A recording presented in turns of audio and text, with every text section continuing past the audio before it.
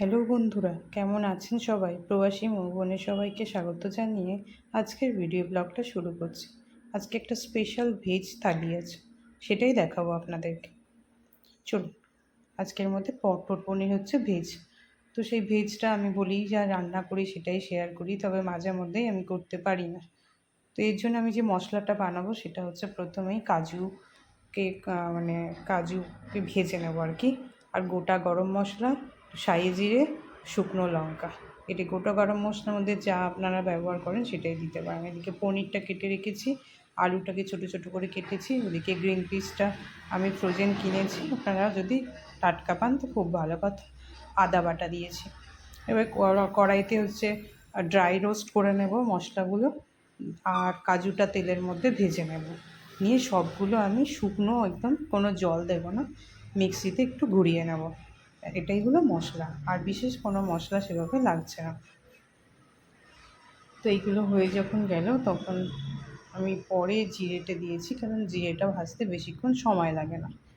আর বাকি যে গরম মশলাটা আছে, জায়ফলটা আমি দিইনি, জয়িত্রী, লবঙ্গ, দারচিনি এগুলো একটু সময় লাগে বলে আগে থেকেই দিয়েছি। তারপরে কড়াইতে অল্প তেল গরম করে ওতে কাজুটাকে ভেজে নিয়েছি। ওই ভাজা কাজুতে আর ওই মশলাগুলো সব একসাথে আমি মিক্সিতে দেবো। এতে কিন্তু বারবার বলছি জল ব্যবহার করব না। তো চলুন, তারপরে যে কড়াইটাতে বাকি অবশিষ্ট তেল থাকবে তার মধ্যেই আমি পনিরগুলোকে ভেজে নেব। এবার পনিরটা অনেকেই করে কি ভেজে রান্না করে, আমি কিন্তু ভেজে একটু গরম জল বা নর্মাল ঠান্ডা জলে অল্প নুন দিয়ে ভিজিয়ে রাখি। তাহলে ভাজার পরে যে একটা কড়কড়ে মানে শক্ত হয়ে যায়, এই নুন জলে ভিজিয়ে দেওয়ার পরে কিন্তু সেটা শক্ত থাকে না, নরম হয়ে যায়।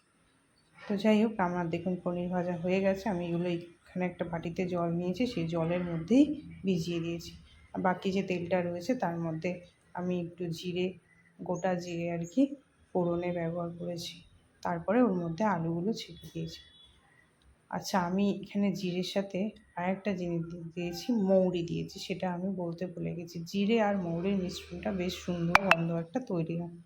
আমি আমার নিজের মতো করে করেছি, আপনারা পারলে স্কিপ করতে পারেন। তারপর ওর মধ্যে আলুগুলো দিয়ে ওতে ভেজে নিয়েছি।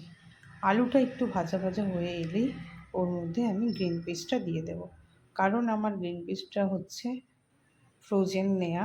তো ওটা সেদ্ধ বা ভাজা কোনোটাই বেশি যাবে না, তাহলে ওটা ওটা তো অলরেডি প্রিপারেড করাই থাকে না, তাই জন্য পরে করলে কী হয় সবগুলো গলে যাবে। তো এখানে আলুটাকে ভাজার পরে আমি এখানে গ্রিন পিসটা দিয়ে দিলাম। দেখুন, আলুটা ভাজা হয়ে গেছে, প্রায় লাল লাল করে ভাজা হয়ে গেছে। মশলার মধ্যে তো বললামই সেরকম কিছু না। নিরামিষ দিনে আমাদের না এই নিরামিষ মানেই কী হয়, পনিরটাই সবার আগে মাথায় আসে। তো এই কালী পুজোর দিনে আমি এটা বানিয়েছিলাম, নিরামিষ একদম মটর পনির। তো মটরের এখন তো সিজন না, সেই হিসাবে ফ্রোজেনটাই নিতে হয়েছে। আমার কিন্তু ফ্রোজেন একদম ভালো লাগে না। একটু অল্প করে হালকা করে নাড়িয়ে নিলাম, নিয়ে এখানে টমেটো কেচাপটা দিয়ে দিলাম, দিয়ে আদা বাটা দিলাম, দিয়ে এবার ভালো করে কষে নেব। আর হ্যাঁ, কাশ্মীরি লঙ্কার গুঁড়ো দিয়েছি, কারণ আমি এখানে কোনো শুকনো লঙ্কা ব্যবহার করছি না। যেহেতু আমি ড্রাই রোস্ট করার সময় দেখবেন 4-5টা লঙ্কা দিয়েছি, ওটা কাশ্মীরি লঙ্কা নয়, ওটা কিন্তু ঝাল লঙ্কাই ছিল। তো আপনারা পারলে গুঁড়ো লঙ্কাও ব্যবহার করতে পারেন, আমি করেছি এটা কালারের জন্য। এটা দিয়েই অল্প একটু কষিয়ে নিয়ে এবার ওই বাটিতেই একটু জল ছিল, সামান্য জলও দিয়ে দিয়েছি এখানে, একটু কষানো হয়ে গেল। এবার এখানে যখন কষানো হয়ে গেল, মশলা বললাম এতে কোনো বিশেষ মশলা লাগে না। আমি একটু হলুদ দেব, আর দেব একটুখানি ধনে গুঁড়ো, কোনো জিরের গুঁড়ো ব্যবহার আমি করছি না। তারপরে তো পরিমাণ মতো নুন মিষ্টি দেবেন, দেওয়া হয়ে গেলে আবার জল দিয়ে ঢাকনা দিয়ে রেখে একটু ফুটে উঠলে আমি পনিরগুলোকে দিয়ে দেবো। আর সবশেষে কসুরি মেথিও ব্যবহার করা যায় বা ধনেপাতা, আমি এগুলো কোনোটাই করিনি, আপনারা পারলে করতেই পারেন, কারণ আমার এগুলো কোনোটাই ছিল না, সবই বাড়ন্ত ছিল। তো এটা দিয়ে কষে অল্প করে জল দিয়ে দিলাম, ব্যাস এখানে রান্না শেষ। ঢাকনাটা নামিয়ে যে যেভাবে মানে খেতে পারেন। আমি তো এখানে একটু গরম জল ব্যবহার করেছি, আপনারা পারলে নর্মাল টেম্পারেচার জলও দিতে পারেন, কারণ গরম জল দিলে কী হয়, রান্নাটা তাড়াতাড়িও হয় আর খাবারটা সুস্বাদুও হয়। সেজন্য আমি একটু গরম জল দিয়েছি। আচ্ছা, এইবার আমি ওই মশলা যেটা ব্যবহার করব বলেছিলাম, সেটা এই জল দেওয়ার পরে ওই মশলাটা দিয়ে জাস্ট নাড়তে হবে, কারণ আমার কাজুটাও ভাজা আর মশলাটাও ছিল ভাজা, সেই জন্য আলাদা করে তেলের মধ্যে আর কষাতে হয়নি। দেখুন আলুটা প্রায় আমার সেদ্ধ হয়ে এসছে। ঢাকনা দিয়ে রেখেছিলাম 5-7 মিনিট, কারণ ভাজতে ভাজতেই আলুটা প্রায় সেদ্ধ হয়ে গিয়েছিল।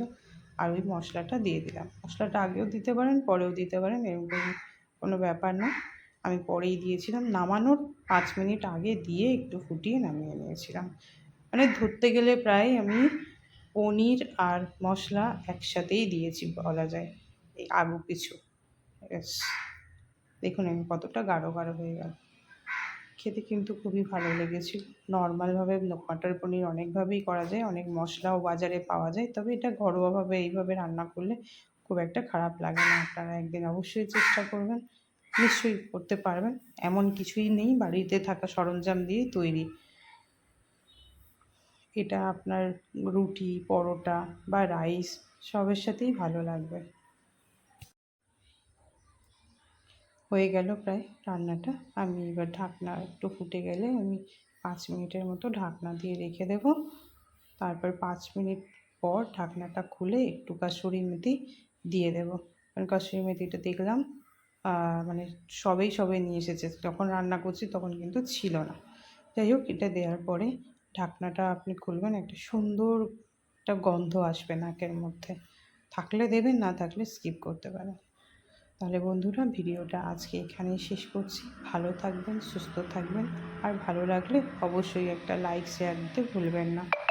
আর আপনাদের কাছে রিকোয়েস্ট রইল, একবার হলেও এটা বানিয়ে দেখবেন, কেমন লাগে সেটা জানাতে কিন্তু ভুলবেন না। সবাইকে ধন্যবাদ জানিয়ে আজকের মতো ভিডিওটা এখানেই শেষ করলাম। ভালো থাকবেন। কালারটা দেখুন, কি অপূর্ব কালারটা এসছে।